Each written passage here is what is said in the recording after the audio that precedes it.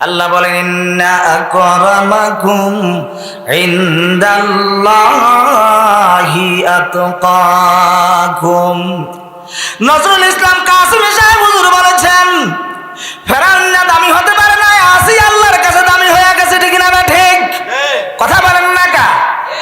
বন্ধু, কোটিপতির দাম আল্লাহর কাছে নাই, চেয়ারম্যান মেম্বারের দাম আল্লাহর কাছে নাই, এমপি মন্ত্রীর দাম আল্লাহর কাছে নাই, ব্যারিস্টার আর বিচারপতির দাম আল্লাহর কাছে নাই। এই এলাকার একটা রিক্সা চালক রিক্সা চালায়া খায়, বদলা দিয়া খায়, পরের কাজ করে খায়। আপনাদের এই শান্তির হাট থেকে নোয়াহাট থেকে রিক্সাটা লইয়া রওনা হলো আল্লাহর ভয়ে। পথিমধ্যে আসরের নামাজের জামাতের আযান হয়ে গেল, আসরের নামাজের জামাত শুরু হয়ে যাচ্ছে। রিক্সাওয়ালা চিন্তা করতেছে, আমি এই অবস্থায় সামনে যদি অগ্রসর হই তাহলে আমার নামাজটা ফৌত হয়ে যাবে, নামাজটা কাজা হয়ে যাবে।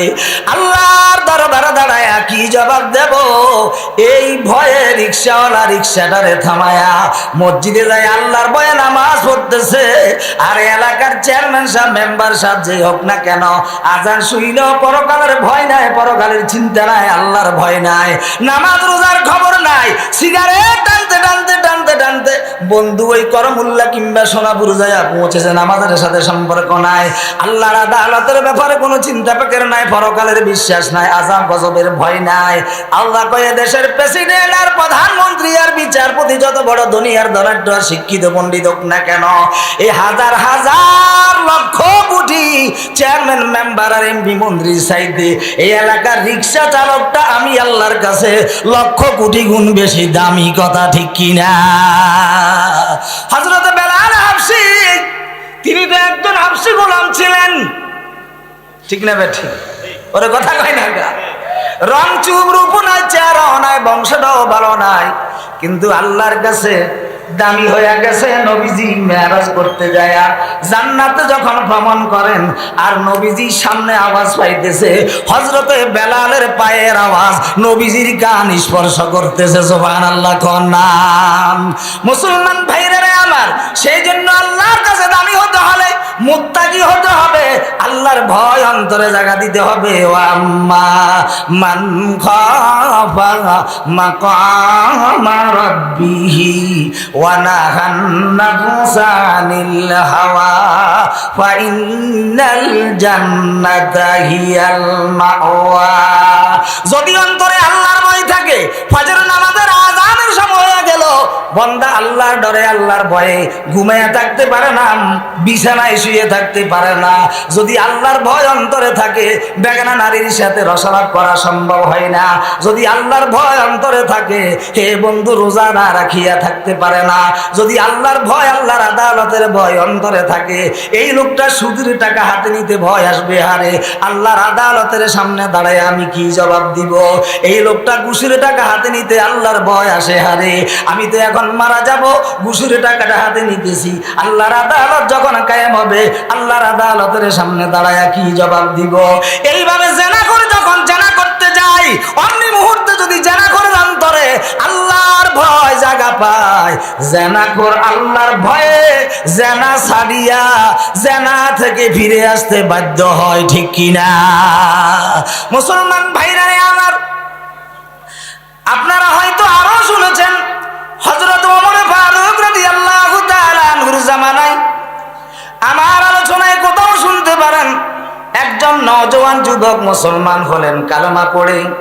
এই নওজোয়ান যুবকটা আযান শোনার সাথে সাথে মসজিদে নববীতে সবার আগে যায় হাজির হতেন।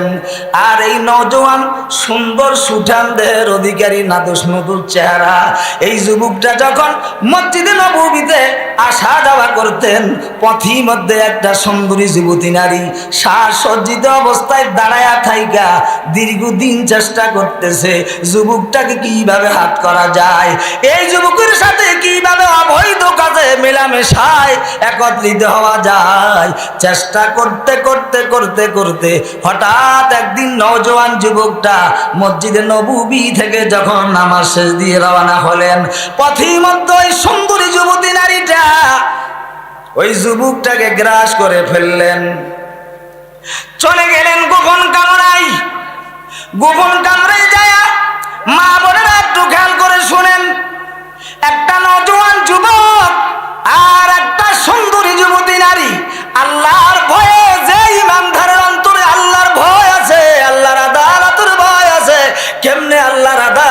সামনে দাঁড়ায় আসামি হইয়া উঠব। একজন ইমানদার আল্লাহর ভয় অন্তরে রাইখা আল্লাহর নাফরমানি করা, গুনাহ করা, অপরাধ করা সম্ভব হয় না, কথা ঠিক কিনা? এই যুবকটাকে নিয়ে গেলেন ওই সুন্দর যুবতী নারী, গোপন কামরে যায় ব্যভিচারের জন্য প্রস্তুতি নিতেছেন। দরজা জানালা লাগায়া দিল। দরজা জানালা লাগায়া দেওয়ার পর এখন যুবতীটা প্রস্তুতি নিতেছে জেনার জন্য। হঠাৎ করে ওই নওজোয়ান যুবকটার অন্তরের ভিতরে চিন্তা এসে গেল, ব্যাপারটা কি? এখানে মনে হয় মহিলাটা ভাবতেছে এখানে কেউ দেখে না। এমত অবস্থায় একটু খেয়াল করেন ভাই, এমত অবস্থায় যুবকটা ডাইকা বলে, ও সুন্দরী যুবতী নারী রে, দরজা জানালা তো বন্ধ করলা, এখানে তুমি আর আমি ছাড়া আর কেউ নাই, বলো এই মুহূর্তে কেউ দেখে কিনা? বলে না। যদি কেউ দেখতো তুমি আর আমি এখন কি কাজ করতেছি, দুনিয়ার কেউ দেখলে কি সম্ভব হতো কিনা? কথা কন। দুনিয়ার কেউ দেখতেছে দুইজনে জেনা করে, দ্বিতীয় অন্য কোন ব্যক্তি যদি দেখে, কেউ সম্ভব? কথা বলেন, সম্ভব হবে?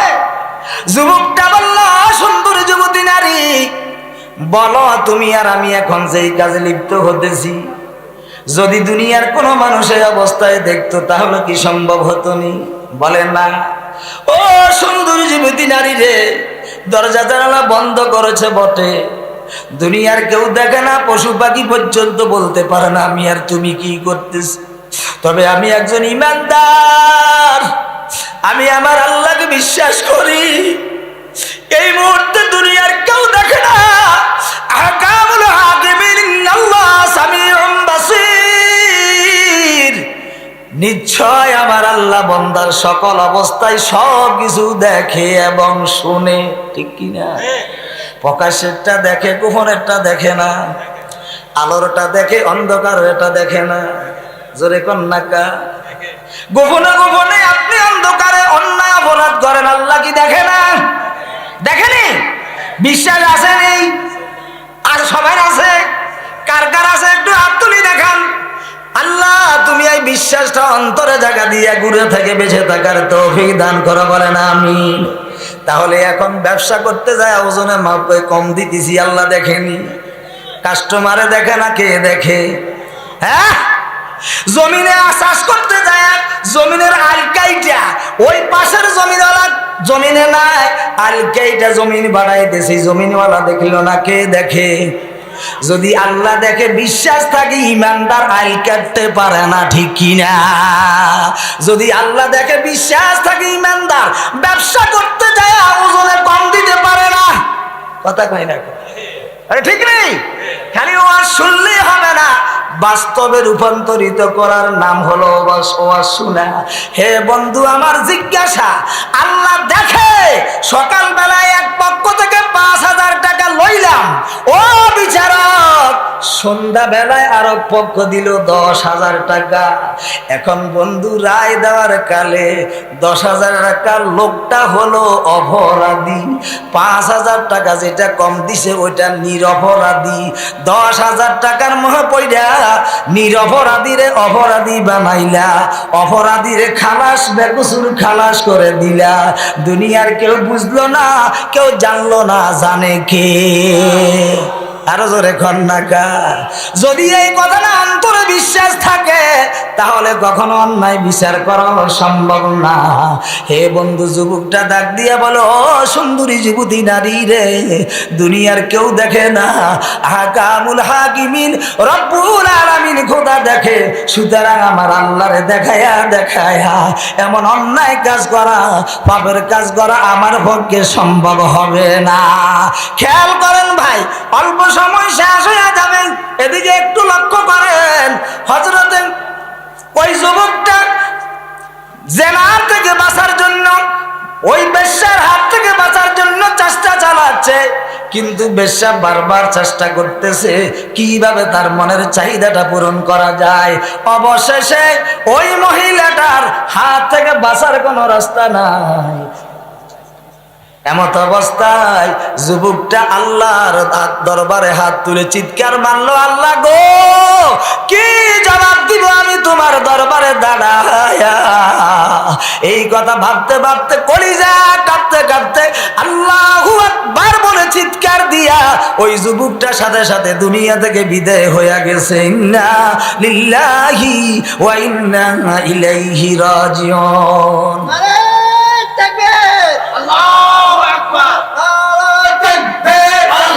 বাসায় ফিরছে না, গার্ডিয়ানেরা তালাশ করতেছে, তালাশ করতে করতে খবর পাইল যুবকটা তো বেশ্যা নারী আড্ডাখানায় কামড়ায় মারা গেছে।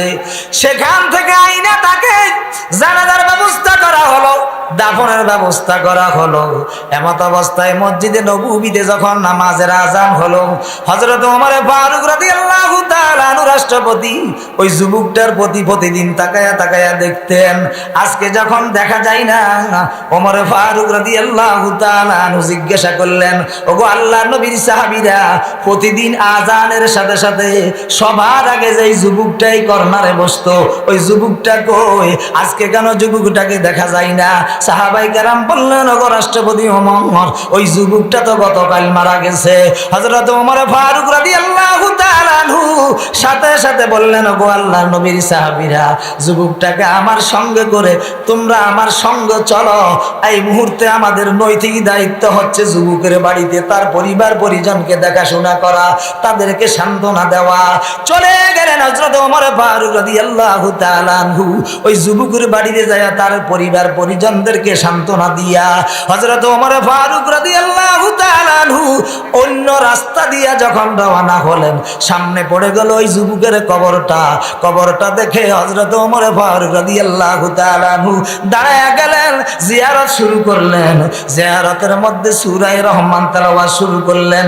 সূরা রহমান তেলাওয়াত করতে করতে যখন হযরত ওমর ফারুক রাদিয়াল্লাহু তাআলা আনহুর জবানে আয়াতটা উচ্চারণ হলো, ওয়ালিমান খাফা মাকামা রাব্বিহি জান্নাতান। পড়েন না, ওয়ালিমান খাফা মাকামা রাব্বিহি জান্নাতান। হযরত ওমর যখন কবরের সামনে দাঁড়ায়া এই আয়াতটা উচ্চারণ করলেন, কবর থেকে আওয়াজ আসতেছে, সাদ্দাক্তা ইয়া ওমর, আল্লাহু আকবার, সাদ্দাক্তা ইয়া ওমর, সাদ্দাক্তা ইয়া ওমর। ওমর, তুমি সত্য কথা বলেছ, সত্য কথা বলেছ। পৃথিবীতে যে আল্লাহরে ডরাইবো কারে? যার অন্তরে আল্লাহর ভয় থাকবো কার? আর যে আল্লাহর ভয়ে গুনাহ ছাড়বে তারে বলে মুত্তাকি, আল্লাহওয়ালা। ঠিক না বা ঠিক? আরো করে কোন মুত্তাকি কারে বলা হয়? যে গুনাহ থেকে তারে পবিত্র রাখে, তাকে বলা হয় মুত্তাকি। ঠিক নেই? যেন গুনার কাটা গায়ে না লাগে। হযরত ওমর ফারুক রাদিয়াল্লাহু তাআলা আনহু আয়াতটা যখন উচ্চারণ করলেন, যুবকটার পক্ষ থেকে কবর থেকে আওয়াজ আসে, হে জুহে ওমর, সাদ্দাক্তা ইয়া ওমর, তুমি সত্য কথা বলেছ। পৃথিবীতে যার অন্তরে আল্লাহর ভয় থাকবে, আল্লাহর ভয়ে গুনাহ থেকে বেঁচে থাকবে, আল্লাহ পাক ওই আল্লাহর পরেজগার মুত্তাকি বান্দাটার জন্য বিনা হিসাবে এই দুনিয়ার 10 দুনিয়ার সমান, এই দুনিয়ার 20 দুনিয়ার সমান, একটা হলো একটা জান্নাত 10 দুনিয়ার সমান, এইভাবে 20 দুনিয়ার সমান 2টা জান্নাত আল্লাহ দান করবে। ওমর রে, তোমার কথা সত্য। আমি যখন বেশ্যার ষড়যন্ত্র চক্রান্তে পড়ে ওই গোপন কামরায় ধরা খাইলাম, তার ষড়যন্ত্রে চক্রান্তে শিকার হইয়া আমি যখন বেবিচারীর কাজে লিপ্ত হতে চলেছি, ওই মুহূর্তে আমি আল্লাহর আদালতের সামনে দাঁড়াইয়া আসামি হইয়া কেমনে দাঁড়াবো? কি জবাব দিব আল্লাহর সামনে দাঁড়াইয়া? আল্লাহর ডরে, আল্লাহর ভয়ে কলিজা কাঁপতে কাঁপতে আল্লাহু আকবার বলে পৃথিবী থেকে বিদায় হয়ে আসার পর, এই কবর জগতে আসার পর, ওমর রে, যেই ঘোষণা দিয়েছ আল্লাহর পক্ষ থেকে আমার জন্য এই 20 দুনিয়ার সমান 2খানা জান্নাতের ডিক্লারেশন হইয়া গেছে। ওয়ালিমান খাফা মাকামা রাব্বিহি ওয়া আম্মা মান খাফা মাকামা রাব্বিহি ওয়া নাহান নাফসা আনিল হাওয়া ফাইন্নাল জান্নাতা হিয়াল মাওয়া। নফস যখন গুনার কাজে দাবিত করে, নফস যখন নামাজ ছাড়তে বাধ্য করে, নফস যখন জেনা করতে বাধ্য করে, নফস যখন সুদ খাইতে বাধ্য করে, নফস যখন সুদ খাইতে ঘুষ খাইতে তোমার ষড়যন্ত্র চক্রান্ত করে দাবিত করে, তখন এই নফসরে বলো, হে আমার মন, হে আমার নফস, আমি তো আল্লাহর আদালতে দাঁড়াইতে হবে, এই অপরাধের জন্য আসামি হইয়া কেমনে দাঁড়াবো? নফসের সাথে জিহাদ করো, যুদ্ধ করো। আল্লাহ কহে, ইমানদার বান্দা বান্দি, যদি এই নফসের সাথে আমি আল্লাহর আদালতে দাঁড়াইতে হবে, এই ভয় অন্তরে রাইখা গুনাহ থেকে যদি বাঁচতে পারো, অন্যায় থেকে যদি বাঁচতে পারো, পাপ থেকে যদি নিজের পবিত্র রাখতে পারো, আমার জান্নাত তোমার জন্য ওয়াজিব হইয়া যাবে। মুসলমান ভাইরা রে আমার, সেই জন্য কোটিপতি হইয়া লাভ নাই, বড় শিক্ষিত পণ্ডিত হইয়া লাভ নাই, ব্যারিস্টার হইয়া লাভ নাই, কারো কোনো দাম আল্লাহর কাছে নাই। একটা ভিক্ষুক হলেও তার দাম আছে আল্লাহর কাছে, যদি ওই ভিক্ষুকের অন্তরে আল্লাহর ভয় থাকে, রিক্সাওয়ালার অন্তরে আল্লাহর ভয় থাকে, কৃষকের অন্তরে আল্লাহর ভয় থাকে, কি কামারের অন্তরে আল্লাহর ভয় থাকে, নাফিদের অন্তরে আল্লাহর ভয় থাকে, দুফির অন্তরে আল্লাহর ভয় থাকে, আল্লাহর ভয়ে গুনাহ থেকে নিজেকে পবিত্র রাখতে পারে, এই লোকটা সামান্যতম দিনে আনি দিনে খায়, ভিক্ষুক ফকির হইলেও আল্লাহর কাছে প্রেসিডেন্টের চাইতো লক্ষ কোটি গুণ দামি হইয়া যায়। বলেন ঠিক না ঠিক? বেশি কিছু পারবো না, অন্তত একজন ইমানদার, এই ইমানদার হিসাবে আল্লাহর ভয় অন্তরে জায়গা দিয়া আজ থেকে মনে যদি গুনাহ করতে চাই, গুনার প্রতি দায়িত্ব হব না, আমি আল্লাহর আদালতে আসামি হইয়া দাঁড়াইতে হবে, এই ভয় অন্তরে রাইখা গুনাহ ছাড়বো। রাজি আছি তো ইনশাআল্লাহ? আল্লাহ তুমি কবুল করা, বলে না আমিন। কমপক্ষে 5 ওয়াক্ত নামাজ ঠিক মতো আদায় করব, রাজি আছি তো ইনশাআল্লাহ? আল্লাহ তুমি কবুল করা, বলে না আমিন। যাহা বলেছি এর মধ্যে যদি মানুষ হিসাবে ভুল হতেই পারে, যদি ভুল হইয়া থাকে আল্লাহ যেন ভুলগুলা ক্ষমা করে দেন। সহি কথার উপরে বলনেওয়ালা শুননেওয়ালা আল্লাহ যেন উভয়কে আমল করার তৌফিক দান করেন। সবাই ধৈর্যের সাথে বসবেন, হুজুর আসছেন, এক্ষুনি আলোচনা রাখবেন। আমি দোয়ার মোহতাজ হইয়া এখানেই শেষ করছি। আমিন। ওয়া আখিরু দাওয়ানা আনিল হামদুলিল্লাহি রাব্বিল আলামিন।